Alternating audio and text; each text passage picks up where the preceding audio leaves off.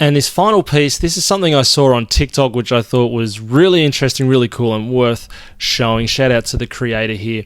And I see a lot of videos like this where people are typing words into these AI generators, artificial intelligence, and getting the AI to reproduce what its interpretation of these kupu are based on what it has learnt online. And these are Atua Māori being typed in, the particular names typed into the AI generator, and this is what it's spitting out as an artwork. And I think it's pretty damn cool.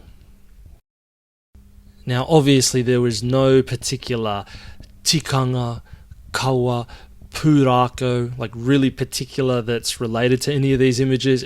I understand it's literally the word being searched by the AI generator online and developing this artwork based on what it can find. So on that basis, I wouldn't really take any of these images as being completely authentic, but they're a cool representation anyway. Uenuku, oh man, for the rainbow, chat.